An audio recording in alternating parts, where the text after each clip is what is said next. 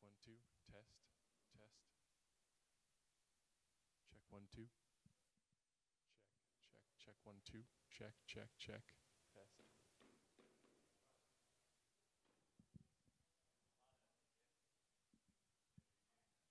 When I turned it up.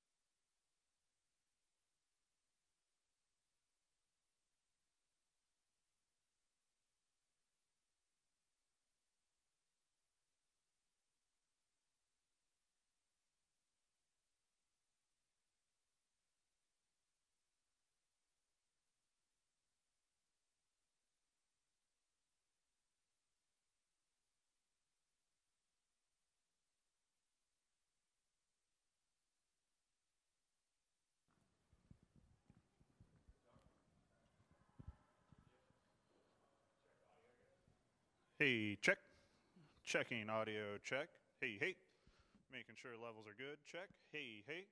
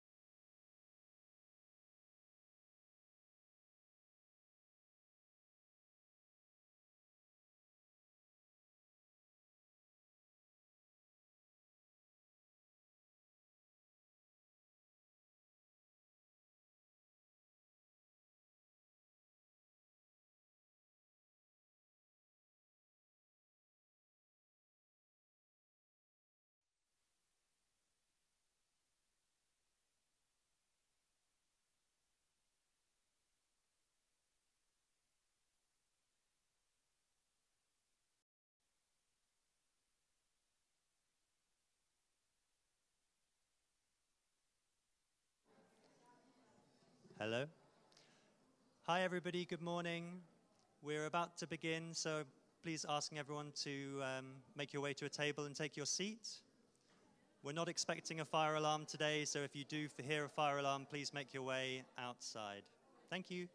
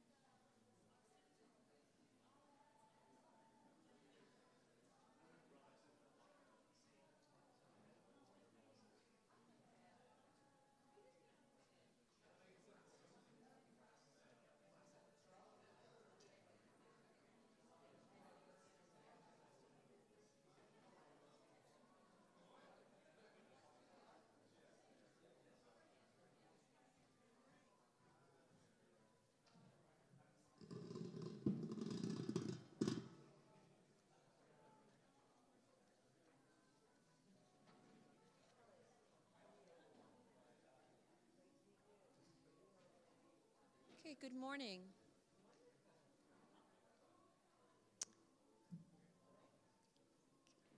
Can you hear me? Great. Thanks. I think we can stop the music. Okay. Good morning. My name is Marcia Beliciano, and I am Director of Corporate Responsibility for RELX Group. And we are delighted you are here. Thank you. And thank you to all our distinguished speakers and partners, including the UN Global Compact, the Ban Ki-moon Center for Global Citizens, the Responsible Media Forum, the SDG Philanthropy Platform, and Stanford Angels and Entrepreneurs, with the support of Singularity University. Some came very far, like Ambassador Ellis, who traveled from Hawaii to join us, and some from across the peninsula, which, as I understand it, can sometimes be as long a journey. And thank you to all of the RELX Group team and Mond PR for making today possible. As early as 2013, we began to hear news of a new set of important global objectives to follow on from the Millennium Development Goals. And as the months progressed, we learned by mid-2014 that they were to be called the Sustainable Development Goals. And during this time, we, RELX Group, began to think about how we could do our part to support them. On the 25th of September, 2015, the 193 member states of the United Nations formally adopted the SDGs. Here's what then Secretary General Ban Ki-moon had to say. This is the people's agenda, a plan of action for ending poverty in all its dimensions, irreversibly everywhere, and leaving no one behind. It seeks to ensure peace and prosperity and forge partnerships with people and the planet at the core. The integrated, interlinked, and indivisible 17 Sustainable Development Goals are the people's goals and demonstrate the scale, universality, and ambition of this new agenda. On that same day, we released a free piece of research, Sustainability Science in a Global Landscape, to look at how ready science was to support the 17 aspirational goals. My colleagues, including Richard Horton, presented the findings. And a number of us in attendance began to think about what could come next. And this is the result. I'd like to show you a little video.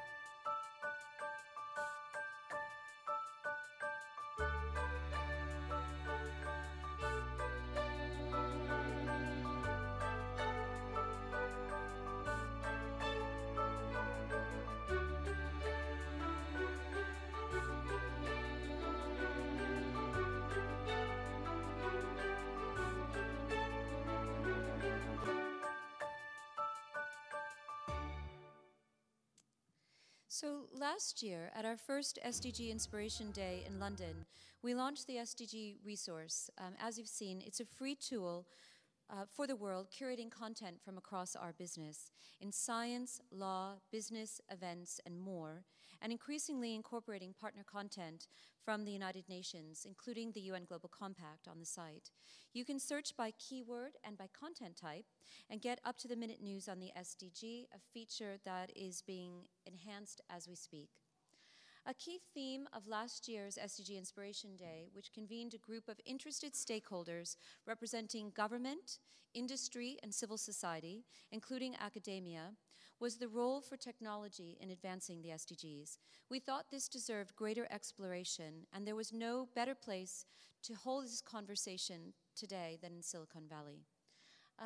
I'm delighted to introduce Amanda to you, who is the first person to lead us on this conversation. She is Executive Director, Hawaii and the Asia Pacific, for Hawaii and the Asia Pacific, and she's also Director of Strategic Partnerships for the Julie Ann Wrigley Global Institute of Sustainability at Arizona State University.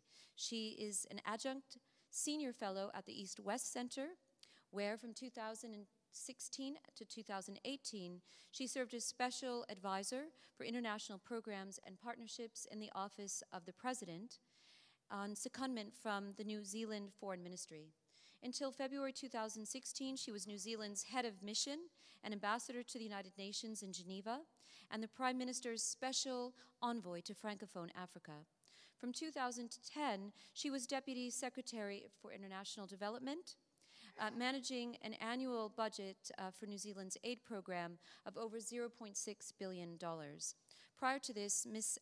Ellis was lead specialist in the Poverty Reduction and Economic Management Group for the President's Global Private Sector CEO Leaders Forum, and she particularly led on Doing Business, a gender research project for women, business, and the law. She's also served in senior roles in business, and RELX Group had the pleasure of being a supporting partner to We Empower, which Amanda will tell you about. So thank you very much, Amanda.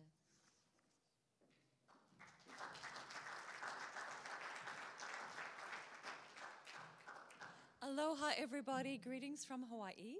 It is absolutely wonderful to be here today. I've had several inspirational conversations this morning, which was just what I needed, having read the recent report from the International Panel on Climate Change. So inspiration is absolutely what we need when we look at some of the data that's coming out at the moment. And I'm going to sound a little bit like an advertisement for RELX, although it was very funny when I arrived this morning. A very nice young gentleman was beside me, and he was asked where he was coming. And I said, oh, I'm here for RELX. And he looked and he said, oh, I must be in the wrong place. I'm here for SDG innovation.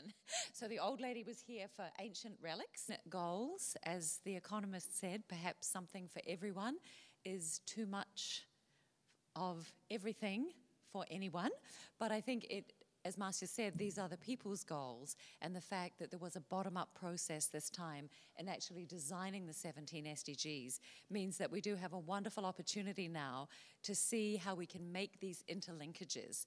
And if we look at the people, planet, prosperity, and add a fourth P of partnership, I think that's what today is all about, and really the connection that brought me to Marcia, and which has been so helpful for the work that we have been doing. The Global Compact has a group called the Women Empowerment Principles, of which I sit on the board. And Marcia and I met in New York last year, where she was a speaker and I was a moderator. And I immediately pounced on her, hearing what RELX was actually doing in the data realm. Being a very boring economist, there's nothing more exciting than seeing data presented in an interesting and compelling way. And this is something that we have used for what is the We Empower UN SDG Challenge. And I want to talk to you today specifically with a focus on gender.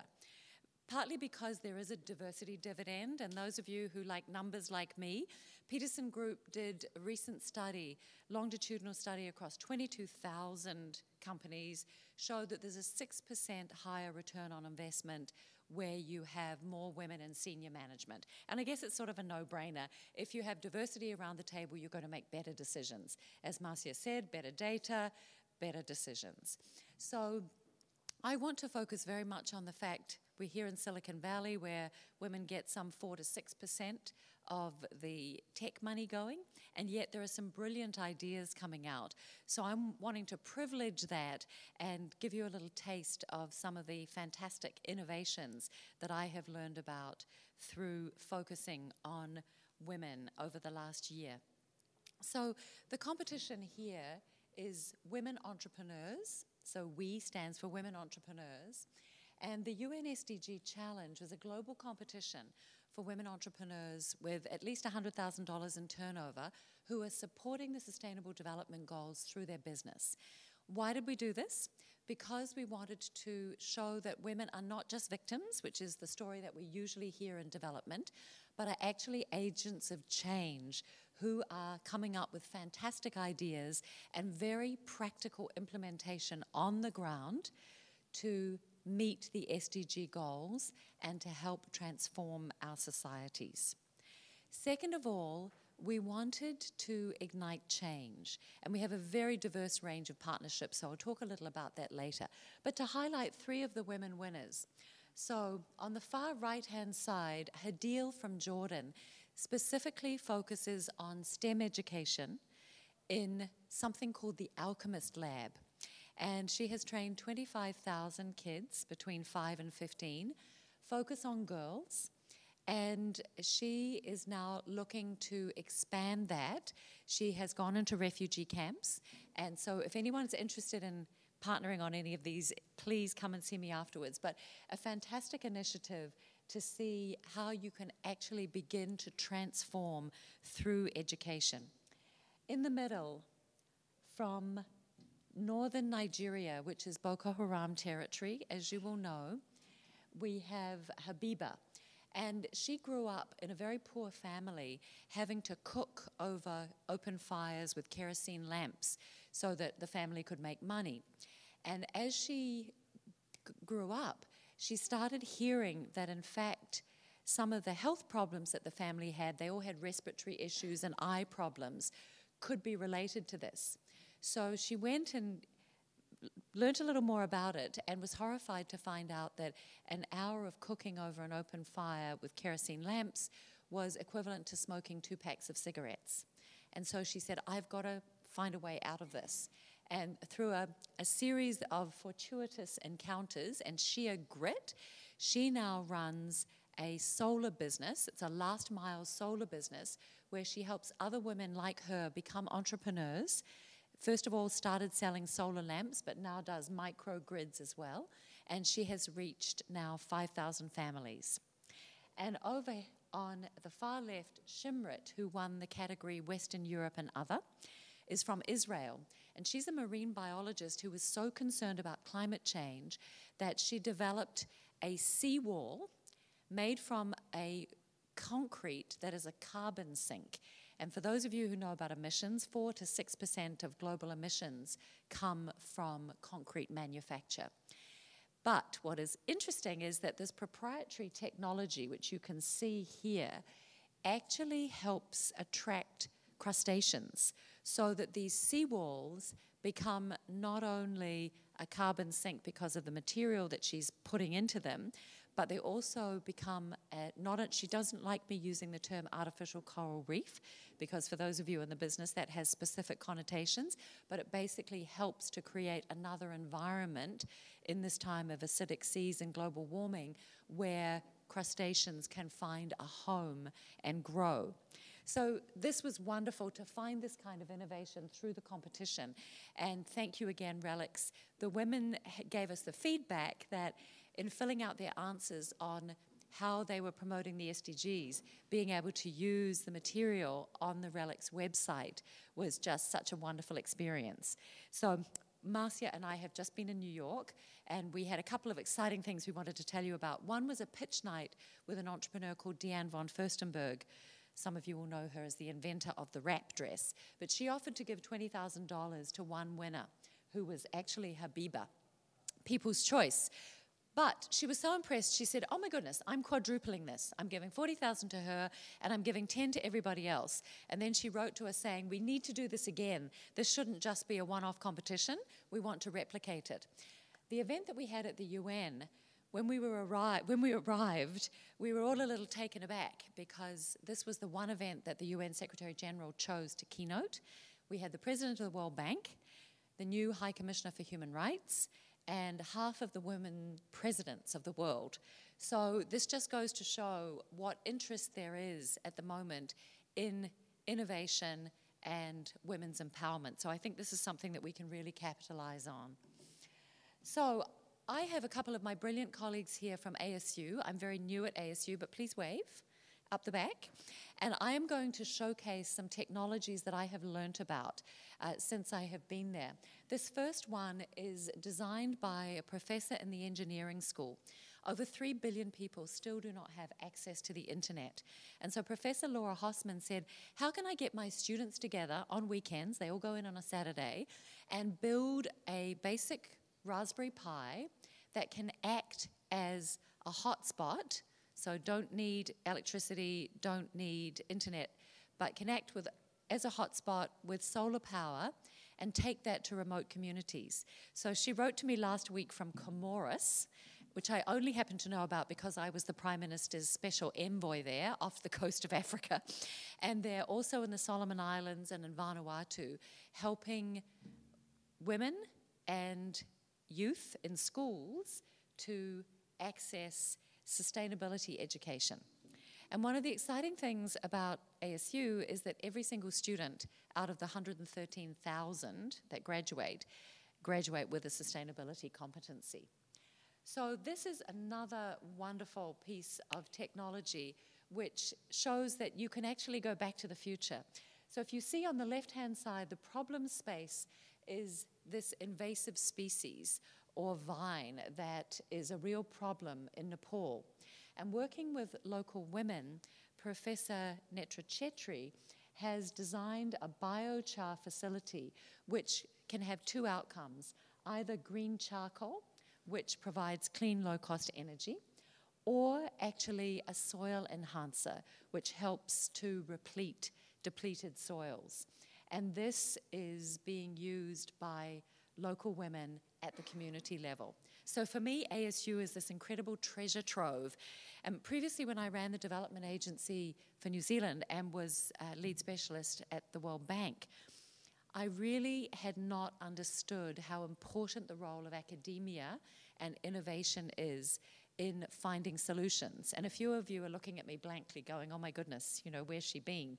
But I think part of the issue is that we don't work together across disciplines. I was a policy person, and I just thought of academics as a bit of a nuisance, quite frankly, instead of recognizing that, in fact, today's wicked problems are so complicated that if we are going to have really good innovation, we need brilliant academics. We need these amazing founders like the Lens, people who are able to see a problem and find a new solution to it. We actually all need to be working together as partners. So I'm very apologetic about coming to this so late in the party, but hopefully my enthusiasm and effort is going to make up for the time lost. Now, so I'm going to move along to, this is obviously a much more sophisticated set of slides than I'm used to dealing with. The RELX. This I came across at the American Renewable Energy Institute. And I was convening a panel on women leaders in sustainability, which you will gather is somewhat of a pet interest of mine. And this amazing woman came up to me afterwards and said, I've got a story to tell you. I actually run a foundation. I'm not an entrepreneur, but I want to tell you about a really innovative partnership and the world's first carbon negative stretch of highway. This is in Georgia, and it's a partnership between the Department of Transportation in Georgia and the Ray Atherton Foundation. And Ray Atherton's daughter, when he died, was absolutely horrified that the state of Georgia named a stretch of highway after him in his honor. And she said, oh my goodness, my father was a green environmentalist. He would be absolutely turning over in his grave if he knew that this was happening. So she went on a global search for technology to create a solar highway, found it in France, brought it back, persuaded the Department of Transportation to create a partnership, and this stretch of highway now can take 16-ton trucks. It charges electric vehicles as they go over it. The excess goes back into the grid, creating money for the Department of Transportation.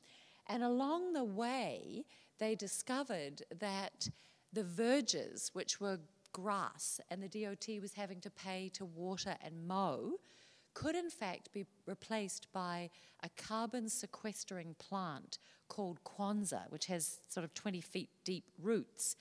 So now this is a carbon negative stretch of highway. So we got very excited about this, and we're hoping to bring her to Hawaii. But imagine if we could transform highways. My husband's from Texas, and he said, wow, imagine even if you just did the shoulders, all that wasted space and energy that could be turned into a productive asset. Now, why didn't I think of this?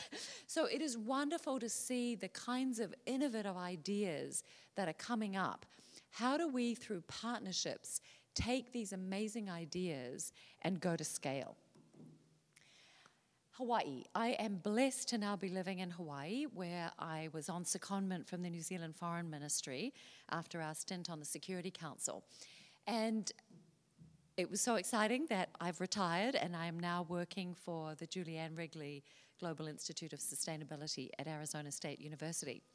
Hawaii is the first state in the nation after President Trump announced the withdrawal from the Paris Accords for the US to stand up and say, we're still in. Hawaii is the first state in the nation to commit to 100% renewable energy, the first state in the nation to commit to 100% carbon neutral, and now delighted to see California also following suit. And very inspiring to be here at Governor Brown's summit a couple of weeks ago. But what is really exciting is that there is an SDG 17 partnership in Hawaii. And I challenge you, California, given that you are the 5th largest economy in the world and really able to make a difference. Hawaii is a microcosm of what's possible. I would love to see this happen in California. So 17 Sustainable Development Goals. SDG 17 is all about multi-stakeholder partnerships. So Hawaii has done it.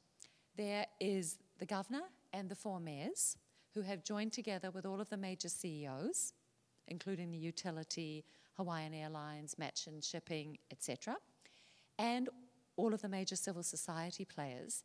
And they have committed to the 17 Sustainable Development Goals, but they've taken it a step further, and they have an online real-time dashboard. So I think this is something to talk about with RELX as well. How do we showcase this, and how do we challenge other states to do this, and indeed other countries? So Hawaii Green Growth was just made a local 2030 hub. So there's 14 of them around the world. It's the first island hub and the first in the Asia Pacific. Florida is also a hub. So how is it that we can take this real-time dashboard, use the information, and then see if this can be an inspiration to others? Now, you're going to hear later today from Lisa Altieri, who is the founder and CEO of Climate Solutions Net. She's a tech entrepreneur here in Silicon Valley that helped run President Obama's campaign. And again, I met her at the American Renewable Energy Summit. So her whole thing is, how do you take online social tools, partner with carbon calculator analytics and community-based social engagement, and roll it up? So she is doing a pilot for us as part of Hawaii Green Growth on the island of Kauai, and she'll tell you more about it. But it's basically an online carbon tracker that we can use as individuals. So another way to roll up into a statewide initiative and to see as an individual the difference that you personally are making. So after being co-chair of humanitarian access into Syria, I can tell you I was pretty despondent by the time I got to Hawaii. And I guess I was a climate despondent too, and I just kind of shut myself away in a little cocoon and felt I can't make a difference. We were on the Security Council. That should absolutely be the place to be able to make a difference. And looking at some of the nefarious players on the global political scene was very depressing. And it was through meeting some of the local actors in Hawaii that I turned this around and I thought, no, that's just a cop-out. I can't just hide my head in the sand and say it's all too hard. What is it that I can do personally and at a local level? And I was watching an amazing movie called Chasing Ice that was produced by James Ballig, who some of you may know. And there was a wonderful panel afterwards. And I said, well, we can see that there's so many changes happening so rapidly, but what can we do as individuals? And the panel said to me, well, do you have solar panels on your house? And I said, no. And they said, well, get them. And they said, do you have an EV? And I said, no. But I have an energy efficient car. Not good enough. Get an EV. Are you composting? No. So those three things, 2 weeks later, I was feeling so much better because according to Lisa, I'm now carbon negative. So I think just in understanding through data, and thank you, RELX, for the role that you play in getting data out there, through understanding what we can do through tech, through data, and through taking on some of the brilliant inspirational ideas that are not only generating in this room, but generating from women around the world in the most unlikely places, I really believe that there's no need to be despondent. We can absolutely fight this and win the war. So thank you all so much. I've probably gone way beyond my time. Love to take questions if we do have time.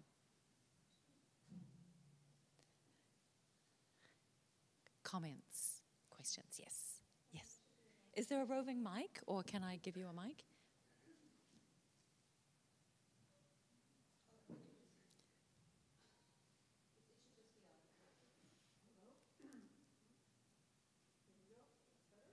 Yes? Okay, there we go.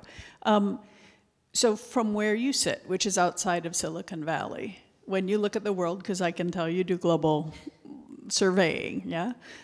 What would you like to see come out of Silicon Valley? How do you see Silicon Valley? What does Silicon Valley have to contribute to the fulfillment of the SDGs? And what would you like to see happen? Wow, what a fantastic question. I think Silicon Valley is recognized globally as an absolute innovation hub and powerhouse. I would like to see Silicon Valley do three things. First of all, I would like to see tech for good, which is the theme of today. So you can do tech for all sorts of things, but let's use tech for good. We really are at a tipping point. I heard Johan Rockström, who is from the Potsdam Institute, speak in New York about 10 days ago, and he said, we are very close to the tipping point of hothouse Earth. We spent $306 billion in the US alone on climate-related extreme weather events last year. To put that into context, in the 8 previous years of the Obama administration, it was a total of $300 billion, and that was unprecedented. So we are on this hockey stick curve. Silicon Valley has the most brilliant brains on the globe, and it has the technology. So I would like to see tech for good applied to the really big problems, or the planet will continue, but we may not be here. The second thing I would like to see is global connectivity. So not just keeping those ideas here, but actually helping to take those ideas out into the global arena and taking them to scale. And one thing I do have with my very eclectic career background is a good network. So I know the chair of SoftBank Energy, for example. I can pick up the phone and get to the president of the World Bank or the Secretary General through connections. I've sort of got 1 or 2 degrees of separation from most big players. So how do we take your global connectivity and take it to the world? The third thing I would like to see is where we go and we find innovation in the most unlikely places, like refugee camps in Jordan, women in northern Nigeria, the work going on in Nepal. How is it that Silicon Valley brains and money could help take those kinds of ideas and help them go to scale? And if any of you would like to become partners for the UN SDG Challenge, We have lead partners who are people like Salesforce and Procter & Gamble, who put in finance to help provide training and bring the women to New York. We have partners who are supporting partners who provide prizes or contacts. And then we have just dissemination partners, which costs nothing, but allows you to get it out to your network. So if anyone would like to become a partner in that initiative too, would love to talk to you afterwards. So thank you so much.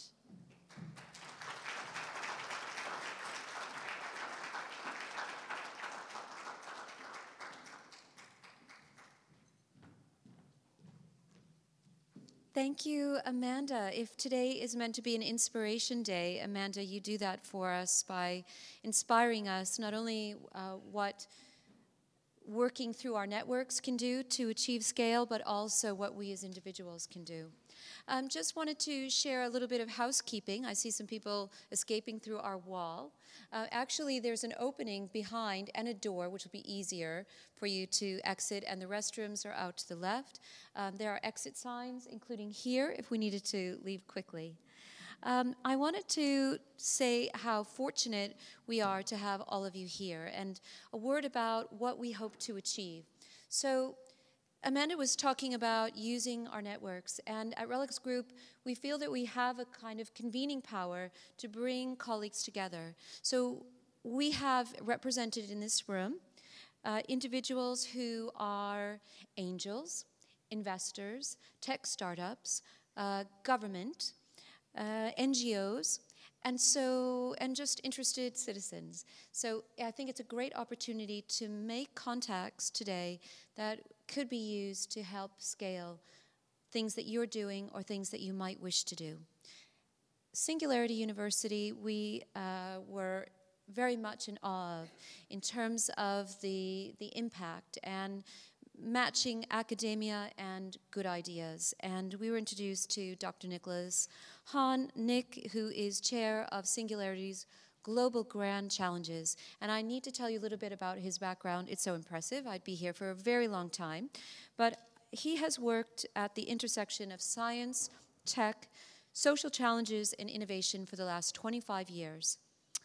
And he focuses on disaster relief, food security, and he also looks at public health, education, genetics, and information systems. His affiliations include the UN, government, universities, donor agencies, and NGOs. And he cites his introduction to this arena by his time working as a science teacher in a remote Kenyan village with the Peace Corps. So he was really on the forefront of some of the development challenges, experiencing them firsthand. He was previously a senior economist and a global program manager with the United Nations, particularly the FAO, and he oversaw a food security project which reached 30 different countries. He also is very interested, of course, in technology, and he is involved with a mobile app company called eMobilis. And he has a keen interest in crowdsourcing, and he serves on a board related to that. He's been a visiting professor at the University of Dar es Salaam in Tanzania, and he was awarded a NASA Research Fellowship. He earned a PhD in geography and a master's in international development from Clark University, and he's got a BA from Berkeley. I think maybe among his most interesting endeavors is that he's an avid sea kayaker and an explorer, and he most recently completed a 500-kilometer expedition across Lake Victoria by kayak. So we started a little bit late, as I mentioned, about the challenge of just getting from one place to another in the peninsula. So we're going to eat into our coffee break, but we really want to hear from Nick and also give you a chance to ask him a few questions. So over to you.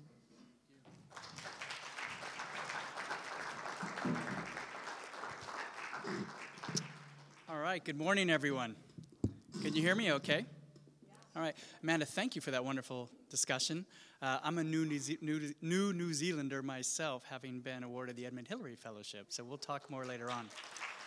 They have an amazing program in New Zealand where they're trying to attract global impact leaders, and I'm just getting in awe with that government's approach towards really a small country, relatively small country, providing leadership to the world on setting policies and right goals. So thank you for that. 100%. You won't see me tweeting because here I am a technology person, but I don't use technology myself that much. And in fact, this is my presentation. Normally, so I do speak around the world. I come from a place not far from here called Singularity University. We're based in the NASA Ames Research Center. We're an institution that's devoted towards what we call exponentially changing technologies. And we speak with, advise, and change the mindsets of corporations, governments, entrepreneurs, and investors on how they can use innovative approaches to solving, that's the operative word, the world's biggest challenges, what we call global grand challenges. So I'm the faculty chair of Global Grand Challenges. I have the delight of looking at a whole portfolio of big challenges. By the way, AV, can you take that slide down as much as I love it? I have a whole portfolio of global grand challenges from energy to environment to food to you name it. And I think about the cutting edge technologies and where they're going and how to work with corporations, investors, entrepreneurs to help them innovate. Super exciting. It's really an Alice in Wonderland world that I live in. But I'm going to tell you a story about kayaking to start off with. So as was mentioned, I love kayaking. That's my thing. So my most recent kayak was this last July, 21 days on Lake Malawi, 600 kilometers. Me and one other guy named Brent in this little tiny kayak, totally self-sufficient, and away we go paddling for 21 days. And it's just lovely. Malawi, Mozambique, Tanzania. Everything was great, normal hardships that you would experience on such a paddle of paddling 10 hours a day and having to make little minor repairs and figure things out, which is what we love to do, landing in remote villages and uninhabited islands and figuring things out. 530 kilometers into the trip, of the 600-kilometer trip, we got caught in the worst storm you can possibly imagine, penned against what are called the Livingston Mountain Range, and this giant swells that were building up over hundreds of kilometers along Lake Malawi, leading up to swells that were 20, if not 30 feet high on a lake, capsizing us time after time. We capsized like 15 times, gathering our stuff, crawling back in, and having to figure out how we're going to survive on that lake until we decided we're not going to survive. We have to figure out a way to get onto shore. So we saw a very little rocky beach, and it was rocky. And being kayakers, we knew we should not try to land on that beach because waves are going to crush us. But we had no other option. So we tried, and sure enough, as we approached that beach, a couple hundred villagers are waving us off saying, "Don't come here, you're going to get wrecked." But we had to. As we approached the beach, these waves lift us up and kapow! Slam us onto these rocks, and my friend Brent, the last thing I remember, he's getting catapulted over me, landed onto the rocks, the kayak gets smashed, I get sucked down into the waves, and now I'm being sucked back out to the lake with just me and my PFD going out. And thinking, okay, now what? And next thing I know, these two super brave guys jump into their wooden canoe, and they come out to rescue me. They brave these swells, come out, we meet, I get into the canoe, and I speak fluent Swahili, and this is on the Tanzanian side, and I was like, so what are we going to do? And you could see the fear and terror in their eyes, too. They said, we don't know, but we're going to try. They paddle, and the plan was paddle as fast as they can towards the shore, and then when they say jump, we're going to jump out of the canoe. That was the plan. So we did exactly that. We jump out of the canoe gets slammed against the rocks, I get slammed against the rocks, one of the fishermen does, and the other fisherman gets sucked out to the lake as well. Having risked their lives, not knowing me or my friend Brent at all. Villagers get together and they rescue this other guy, and we all end up on the shore, totally bruised and cut and hurting. A woman takes us into her home and shows us compassion and nurtures us and gets us back healthy again. The kayak is damaged beyond repair. What does this have to do with relevance to the SDGs? For me, it was a stark and raw reminder of the power of human courage and bravery and compassion. If we're to solve the SDGs, this is going to take, my friends, uncommon. Nothing that any one of us has experienced before. Uncommon and raw courage and compassion. This is not business as usual. So you probably want me to get up on stage and say how great we're doing with the SDGs. And I could tell you a sweet story about how many different indicators we are making progress on the SDGs. Human life expectancy, infant mortality, literacy rates are all improving dramatically. And being at Singularity University, we're amongst wonderful techno-optimists, I'm inundated in it day in, day out, and I oftentimes preach that. From the likes of Peter Diamandis, one of our co-chairs of SU, and Hans Rosling, you know him, he's posthumously was produced Factfulness, which is almost like a parlor game of testing how much you and the well-informed scientists think and have a bias towards us not recognizing how much the world is improving. So he asked questions like, what's the human life expectancy now? Any guesses? Globally. Any guesses? 70 years. How much has poverty reduced in the last 20 years? Extreme poverty. Half. Right?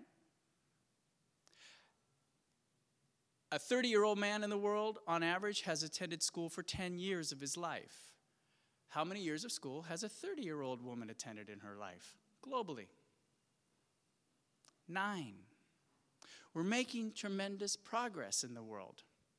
And yet, at the same time that's happening, the Union of Concerned Scientists tells us with their doomsday clock, you might have heard this doomsday clock, it's ticking and they've put it closer to midnight than it ever has been since 1953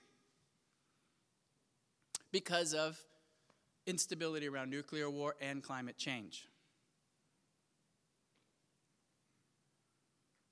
And we have new challenges coming. As you approach the building today, you might have seen some picketers not far from here. Did you notice what was on their sign? I went and kind of joined in with them this morning. I like it when people activate. That turns me on in a weird way because I said people standing up for issues.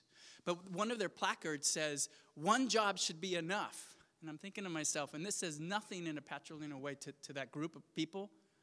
Really, 5, 10, 15 years from now, the placard will say, one job would be nice. Because technological unemployment is coming. Maybe not unemployment, but technological disruption of our employment systems is definitely coming. So we have some uphill battles that we have to face, not least of which, as was noted, Sunday's earth-shattering report from the IPCC. This has got me rethinking everything. Johan Rockstrom is a dear friend and colleague of mine. He's been warning me in a personal way for years. But now we have the IPCC telling us, look, we've got till 2030. That's 12 years from now to get our act together to keep our global temperature within 1.5 degrees Celsius. Else we experience extreme climate events, fire, sea level rises, human migration, et cetera, et cetera. We've got 12 years, my friends. This is not business as usual. I know what fire is like. California's largest fires ever just burned down where I came from in Northern California. I know what sea level rise is like. I live in Zanzibar, and I have a house on the beach. And I've seen over the last 10 years how sea level is rising there and eroding the sands. Not just for me as a privileged person living in that village, but for all the people there in the village. And what's it doing to them? By the way, I definitely want to find out about that technology around sea level, seawall construction. And I know famine.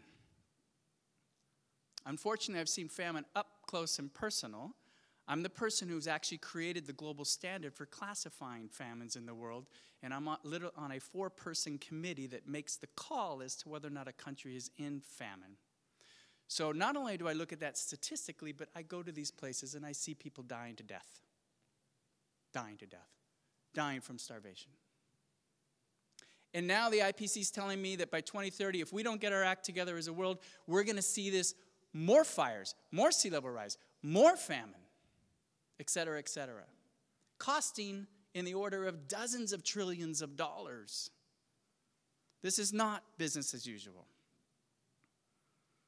The quote that came out most profoundly for me from the IPCC report was this quote that said, this is going to require unprecedented transformation in all aspects of society.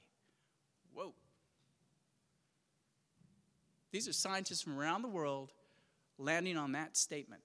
Unprecedented transformation in all aspects of society. That means business, that means technology, that means our economic systems, that means our governance systems. I take that literally because I know, as a NASA researcher and as a person who's on the front lines of these issues, I know that's what it's going to take. Well, it so happens that where we are right now, with exponentially changing technology, it is driving unprecedented transformation in all aspects of society. What do I mean by exponential technology? You might have heard not far from here, Gordon Moore came up with Moore's Law. Working with Intel in the early 1960s, he realized that they're able basically to double computing power every 18 months. And then he used that understanding to project out where computing power was going to go. Well, Moore has been pretty much spot on. And then comes in our other co-founder of Singularity University, a man by the name of Ray Kurzweil. And he says, actually, this is not just about silicon computing. This is about all digital information. And Ray Kurzweil coined something called the law of accelerating returns, which means any technology which becomes digital is subject to accelerating returns. Basically, in its price performance, it will effectively double every year or 2 years or something like that. The actual algorithm doesn't matter. It's an exponential function. I know I've probably lost you on the maths because it's been a long time since you've done your maths, but let's do a little mental exercise to drive home the difference between exponential growth and linear growth. Because we humans have been trained to think linearly when our world is changing exponentially. What does that mean? If you go outside and you take 30 steps, big old steps, you'll roughly go 30 meters, right? If you take 30 exponential steps, meaning 1 is 1, 2 is 2, 3 is 4, 4 is 8, etc. How far will you go? Anyone want to hazard a guess? You'll go 1 billion meters. You'll go 26 times around the planet. Why is that important?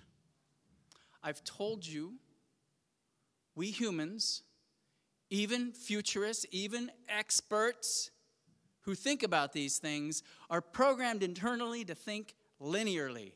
Last year's change will pretty much equal this year's change, will pretty much equal next year's change. That's not what's going on with any technology which becomes digital technology. Therefore, if you are an investor, a corporation, an entrepreneur, a business person, a government who's thinking linearly about the future, you will metaphorically go 30 meters when someone over here is going to go 26 times around the planet with their thinking, with their accuracy on their investments, accuracy on what Buckminster Fuller calls anticipatory design, anticipating where things are going and designing for that. That's the magic. of an exponential thinker. So what does this mean? We see it in artificial intelligence, computing, of course.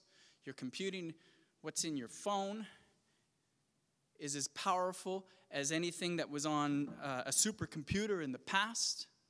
Artificial intelligence is getting to be indistinguishable with humans, and it won't be too far off when it is. You might have seen the demonstration of Google's Assistant AI recently. It got a lot of press because they actually had to make it sound, they had to identify it as a computer because it was so indistinguishable. And it's a conversation between an AI, unassisted AI, and a human making a hair appointment for a woman. And the AI is back and forth with her, and she does not know she's talking to an AI. And the AI even has these little pauses and ums and let me check. It even says these kinds of things. That's today's technology. What I'm offering you to think about is not the wonder and awe of everything you read about today, but apply an exponential mindset and see where that's going with regards to digital biology and our ability to treat your DNA code like computer code, using techniques like CRISPR, which allows us to cut, edit, and replace our genetic code as we wish to create some really wonderful things like rice, which can grow in salt water, or wild berries that were never edible before, which are now edible, or treating cancer, et cetera, et cetera, et cetera, and all kinds of other ethical issues. Or digital manufacturing, our ability to 3D print everything smaller than you can even see with your human eye, right on up to a whole apartment buildings and houses which are being 3D printed for $1,000 in less than 24 hours. And the list of technologies go on and on and on. The other key insight that came from Singularity University's other co-founder, Peter Diamandis, was if this technology makes scarce resources more abundant, we are on the brink of living in an era of abundance. Indeed, our entire, not just our economic system is up for change, but all of our resource systems, the way we get our food, meat from, not from animals, meat from what's called in vitro meat, growing that in a sterile lab, or meat from plant-based proteins, actually not meat, but meat-like substances produced from plant-like proteins. This technology is already out there. You might have had an Impossible Burger. White Castle, the food chain, just recently announced that they're going to put the Impossible Burger on their menu. Why is that important? Because meat is so environmentally damaging.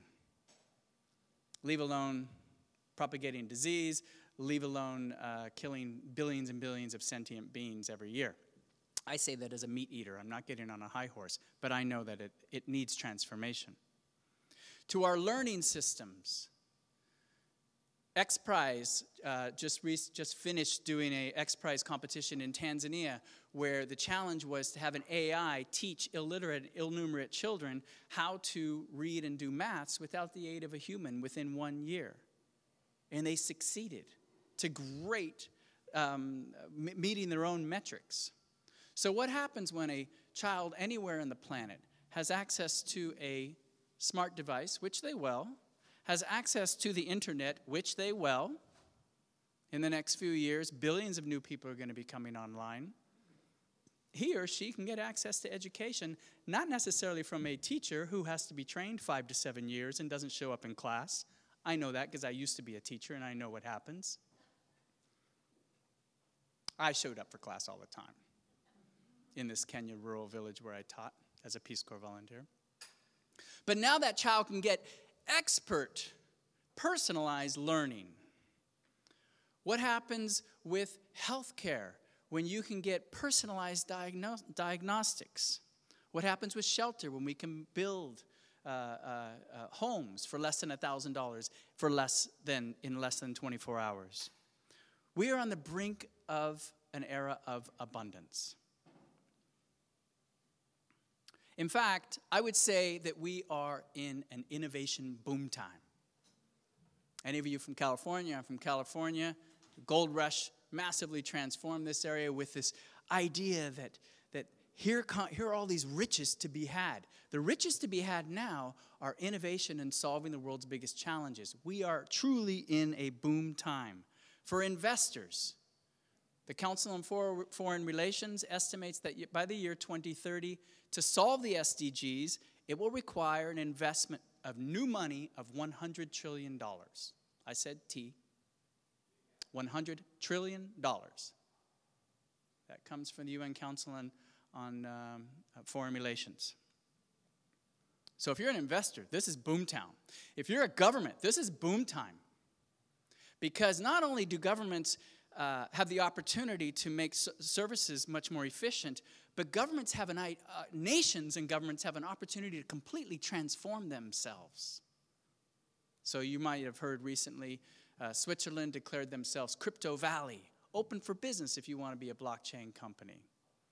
The government of Rwanda said, we're open for business if you want to be a drone company.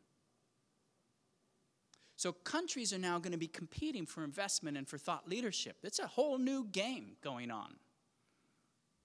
If you're a corporation, you might have seen the predictions that 40% of all S&P corporations will not exist in 10 years. 40%. Because they're slow in innovation and they cannot change and they're not nimble fast enough. So it's not an option if you're a corporation to jump into this boom town. And if you're an entrepreneur, what a wonderful time to exist. Just think about a problem, think about exponential technology or a new business model that's emerging because of blockchain or new ways to share value. Mash those things together and you've got your new business, your new entrepreneur endeavor. So how am I feeling right now? I'm feeling angry. I say that with a smile on my face, but I actually am feeling angry after reading the IPC report. We've known this. This is not new. This has been throughout my lifetime, my cognizant lifetime, this warning has been called. This is the last call. I'm angry. I'm frustrated. I'm hopeful. I'm in wonder and awe of this technological era that we're in. And mostly, I'm going to invoke an Obama term. I'm fired up. I'm super fired up. I'm rethinking all of my prejudices. I had a conversation earlier during tea. I am literally rethinking everything. Just this weekend, I stumbled into I didn't stumble in, I might have stumbled out, to a bar. A random bar. I said, let me go. I go to places sometimes just to go places I've never been to open my mind. I'm sitting there watching a football game, the San Francisco 49ers, drinking my little beer. And there's another gentleman, basically white, my same age, sitting next to me. And we're doing like men talk, throw down a beer and comment on how that terrible ref, et cetera, doing your thing. And we're kind of bonding over that, over random murmuring. And then he says, yeah, the San Francisco 49ers, they spent $20 million on a quarterback, and he's not even showing up because he got injured. And this second-string quarterback, he sucks. Yeah. And I said, yeah, well, maybe it's time to pull up Colin Kaepernick. And he says, if they pull up Colin Kaepernick, I'll never watch football again. So here you see these two guys, almost mirror images of each other. Everything was cool until all of a sudden we realized we come from very different perspectives on social justice. I don't know if you saw Nike's ad. Thumbs up to Nike. Very different issues on social justice. And at that moment, I thought to myself, okay, I could lay into this guy or I could listen. And I chose the latter, and I listened. I didn't defend. I didn't try to argue my point at all. And he told me his perspective. And I listened, and I just absorbed it. Challenging, the whole time thinking, where might I have gotten my issues and prejudices wrong? And then he invited me to do the same thing. and he listened. What we need now from Silicon Valley, from innovators, especially people who are reaching high to change the world, you have an equally strong responsibility to listen and to challenge your assumptions, apply exponential thinking, and reprogram yourself so that we can actually achieve not just solving the SDGs, addressing climate change and making the world a better place. Thank you all very much.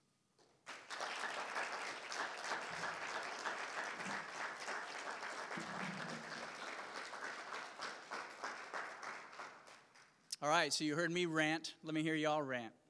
Open for comments, questions.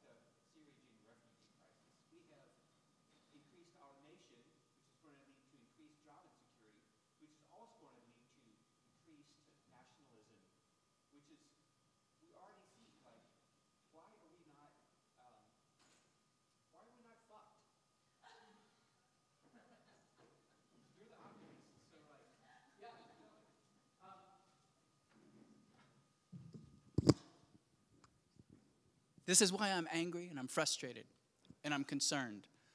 But I'm hopeful because I also know that all of those systems that are driving that are up for transformation. Transformation beyond what exists right now. We're talking, blockchain is going to completely transform our finance systems. It's going to create new economic models for people to self-organize and to create value in and amongst themselves. Our foods, I go on and on. But each one of those systems is up for transformation. I look at those problems, I do get concerned.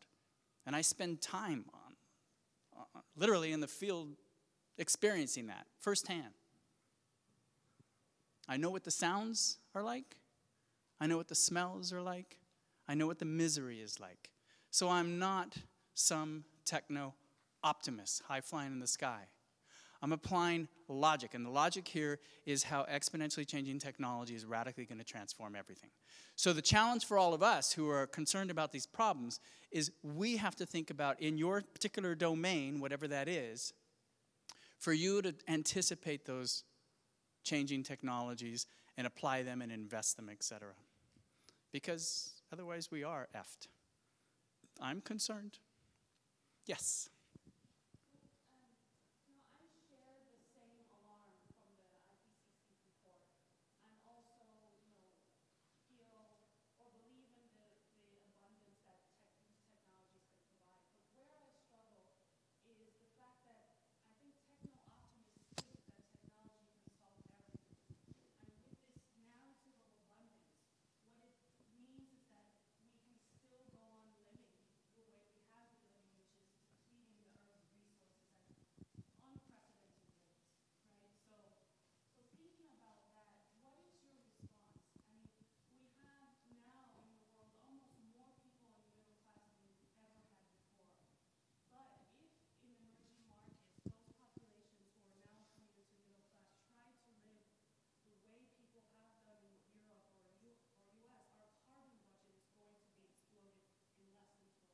Mm-hmm.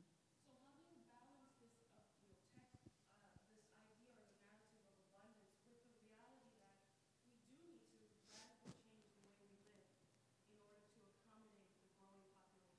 Mm-hmm. So I would start off absolutely that we all have a personal responsibility to change the way that we live, right?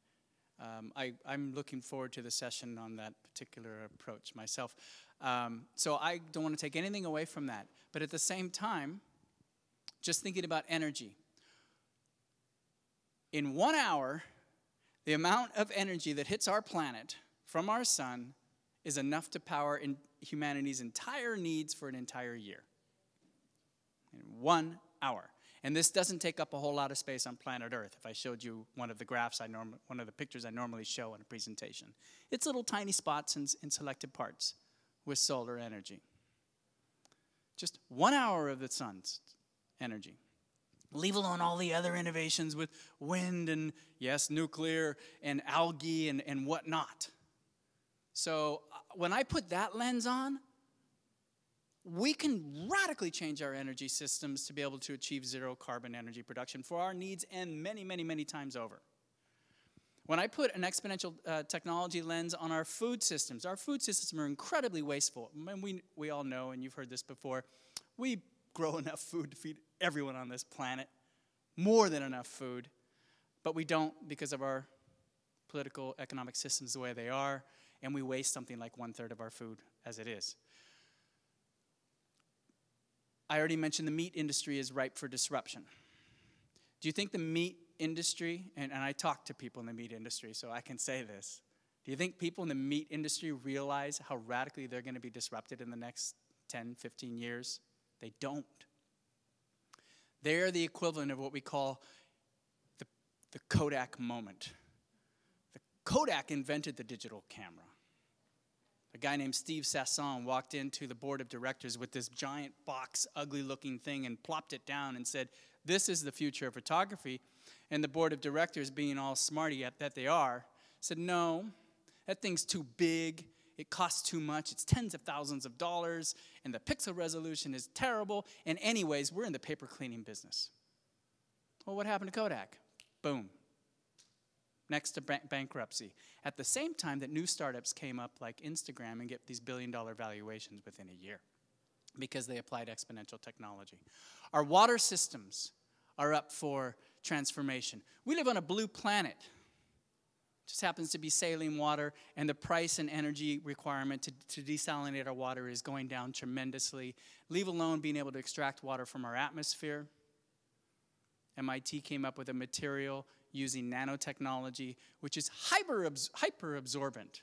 It can absorb in 20% humidity. That's basically desert-like environments. So maybe the future of the home isn't these pipes that go to the home, but this absorbent material. I go on, again, right on down the list of our global challenges and how each one of those is being transformed. It does require personal responsibility, but our whole systems are changing. Governments definitely have a role, but governments are going to have to play catch-up because there's going to be a competition amongst governments in the future. And I think I'm probably running out of it. I'm just going to look to you and tell me when to stop. Stop? Okay. The good news is that Nick is here through the day, I think, most of the day. Most of the day. So you'll have lots of opportunity to talk with him and ask him your questions. And Nick, you have framed things so very well because some of the themes that we really wanted to cover today, you have mentioned in your remarks. So information and the role that that can play, innovations in financing, in agriculture, and then also thinking about how AI can impact in lots of different ways. And one of the things that we're interested in, particularly at LexisNexis, which is part of RELX Group, is around the rule of law and how can AI play a part there on the positive side of technology. Let me just point out this gentleman over here. You've been noticing that Silent James has not been talking. He's drawing, so he's going to capture some of the words and the concepts that we mentioned today. So thank you, James. And I'm going to ask Neil Chase to join us now. Neil has a very long and distinguished career in journalism. He's executive editor of the Mercury News, which is here in San Jose, and also affiliated with lots of other publications here in the Valley. He's a former New York Times staffer and has been affiliated with many other important